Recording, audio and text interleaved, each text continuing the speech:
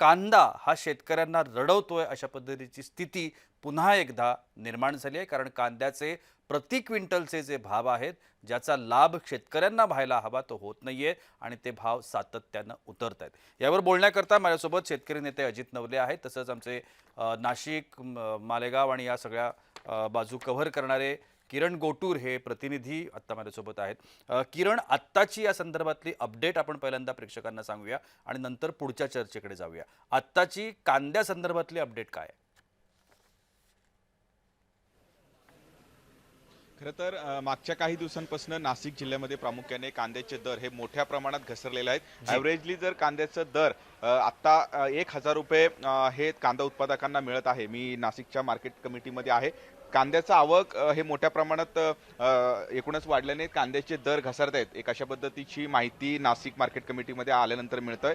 नाशिक जिल्ह्यामध्ये कांद्याचं उत्पादन जे आहे ते मोठ्या प्रमाणात जे होतो, महाराष्ट्रामध्ये ज्या ज्या जिल्ह्यामध्ये कांद्याचं उत्पादन होतो त्यात सर्वाधिक कांद्याचं उत्पादन हे नाशिक जिल्ह्यामध्ये होतो। त्यामुळे नाशिक जिल्ह्यात कांद्याचे दर घसरले तर त्याचा परिणाम जो आहे तो संपूर्ण महाराष्ट्रामध्ये जाणवतो। आणि आता नाशिकमध्ये जर आपण विचार केला तर नाशिकमध्ये सरासरी 1,000 रुपये दर कांद्याला मिळत आहे। तेच अगदी 2 महिने आधी 2,500 ते 3,000 रुपये दर कांद्याला मिळत होते। नाशिक जिल्ह्यातलं लासलगाव ही मार्केट कमिटी सर्वाधिक मोठी मार्केट कमिटी आहे। लासलगाव मध्ये सुद्धा कांद्याचे दर घसरलेले आहेत। नाशिक जिल्ह्यामध्ये 50,000हून अधिक क्विंटल टन कांदा हे रोज विक्रीसाठी येतो, पण कांद्याचे दर घसरल्याने आर्थिक फटका जो आहे तो कांदा उत्पादकांना बसतोय। माझ्यासोबत व्यापारी आहेत, व्यापाऱ्यांकडून आपण अधिक माहिती घेऊया। नेमकं कांद्याचे दर घसरण्याचं काय कारण आहे? असं हे कांद्याचे दर घसरण्याचे मुख्य कारण म्हणजे आवक आणि जावक याच्यावर अवलंबून असतं। आज जर बघितलं तर परराज्यामध्ये मोठ्या प्रमाणामध्ये कांद्याची आवक होऊ राहिली, म्हणजे देशावरची मागणी कमी झाली। एक्सपोर्टच्या बाबतीत जर म्हटलं तुम्ही तर बांगलादेशचं बघा किंवा नेपाळ बघा, आणि श्रीलंकेने पण टॅक्स वाढवले, त्याच्यामुळे जे आपण या सगळ्या संदर्भात नाहीच्या माहिती बरोबर घेण्याचा आहे। प्रयत्न करूया। अजित नवले माझ्यासोबत आहेत, जे शेतकरी नेते आहेत।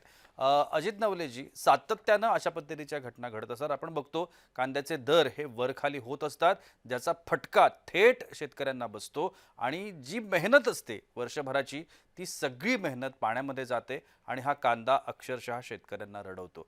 हे सगळं थांबेल? कशामुळे थांबेल? शासनाचं धोरण चुकतंय का, की काय आणखीन करायला हवंय? शेतकरी कुठे चुकतायत का? काय नेमकं घडतंय?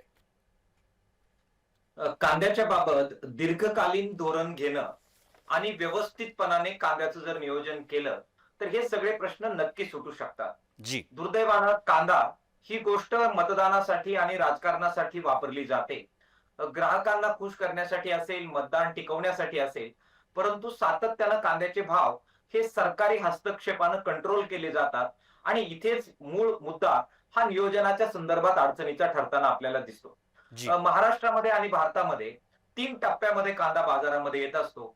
रब्बीचा कांदा आहे, खरीपचा कांदा आहे आणि लेट खरीपचा कांदा आहे। योग्य नियोजन केलं, साठवणुकीची पुरेशी क्षमता उपलब्ध केली आणि निर्यातीबद्दलचे निर्बंध हे वारंवार जे लादले जात आहेत ते लादणे बंद केलं, तर देशांतर्गत आणि देशाच्या बाहेर जी बाजारपेठ आहे तिचं योग्य व्यवस्थापन करून ग्राहकांना सुद्धा रास्त दरामध्ये कांदा आणि शेतकऱ्यांना सुद्धा उत्पादन खर्च फिटून 4 पैसे शिल्लक राहतील अशा पद्धतीनं कांद्याचं नियोजन करणं शक्य आहे। दुर्दैवानं ते होत नाही, हे आपलं वास्तव मान्य केलं पाहिजे। जी। साठवणुकीच्या बद्दल खूप घोषणा होतात, मात्र पुरेशा प्रमाणामध्ये कांदा व्यवस्थितपणाने साठवता येईल ही साठवण क्षमता आपण महाराष्ट्रात विकसित करू शकलो नाही, हे सुद्धा याच्या मागचं मुख्य एक कारण आहे। आणि म्हणून राज्य सरकारने लॉंग मार्च जो महाराष्ट्रात किसान मला सभेने मला काढला होता, थोडीशी वेळेचं बंधन आहे। एक प्रश्न, की या सगळ्याचा जो थेट परिणाम असतो, तो जो अंतिम या सगळ्याचा ग्राहक आहे, सर्वसामान्य आहे, त्यांच्या घरी कांदा नेहमी ज्यावेळेला वापरण्यात येतो त्यावेळेला त्याच्यावरती होत असतो। ते भाव या सर्वसामान्य माणसांपर्यंत ज्यावेळेला तो कांदा येतो त्यावेळेला तो खूप महाग झालेला असतो। तो याचाच परिणाम असतो, की त्याला आणखीनही काही कारणं असतात? मी आपल्याला तेच सांगितलं की योग्य हस्तक्षेप केला तर ग्राहकांना सुद्धा योग्य दरामध्ये कांदा आणि शेतकऱ्यांना घामाचं दाम दोन्ही देणं शक्य आहे। जी। हे जे काही मधली यंत्रणा आहे त्याच्यामध्ये जो काही पैसा जिरतो, त्याचबरोबर वितरणाच्या यंत्रणेमध्ये मोठ्या प्रमाणात पैसा जिरतो आणि त्याचबरोबर चुकीच्या पद्धतीनं आयात निर्यातीची धोरणं आणि व्यवस्थापन न करणं, साठवणुकीची क्षमता नसणं, याच्यामुळे ग्राहक पण लुटला जातो आणि शेतकरी पण लुटला जातो। हे वास्तव कांद्याच्या क्षेत्रामध्ये आहे। योग्य व्यवस्थापन करून हे नक्की व्यवस्थित करता येणं शक्य आहे। तशी इच्छाशक्ती असली तर हे करणं शक्य आहे। सरकार संदर्भात याच्या संदर्भातली काही चर्चा होणं अपेक्षित आहे? सरकारचं धोरण बदलणं अपेक्षित आहे की सरकारकडून आणखीन कोणत्या सहकार्याची अपेक्षा आहे? नेमकं शेतकऱ्यांचं आणि सरकारचं याच्यामधलं जे चर्चा आहे ती कशा पद्धतीची व्हायला हवी? मी आपल्याला तेच सांगत होतो की किसान सभेचा जो लॉंग मार्च निघाला जी. त्यावेळी देवेंद्र फडणवीस साहेबांनी दुसऱ्या लॉंग मार्चच्या वेळी एक समिती स्थापन करून याच्याबद्दल दीर्घकालीन धोरण घेतलं जाईल अशा प्रकारचं सूतोवाच केलं होतं, तसं लेखी दिलं होतं. सभागृहातही ते डिक्लेअर केलं होतं. मात्र आज त्याला अनेक वर्ष झालेत, ना नक्कीच. समिती स्थापन झाली ना त्याची बैठक झाली. जरा आता आपल्या माध्यमातून परत एकदा हा मुद्दा केंद्रस्थानी येतोय, तर देवेंद्र फडणवीस साहेबांना आम्ही आव्हान करू की एक समिती स्थापन करून तातडीनं याच्याबद्दल दीर्घकालीन नक्की. धोरण निश्चित करणं हे जर नक्कीच. केलं तर याच्यावर मार्ग काढता येईल. नक्कीच. धन्यवाद अजित नवलेजी, तुम्ही आमच्याशी बोललात. सर्व जे पाहुणे आजच्या या चर्चेमध्ये सहभागी झाले त्या सगळ्यांचे आभार.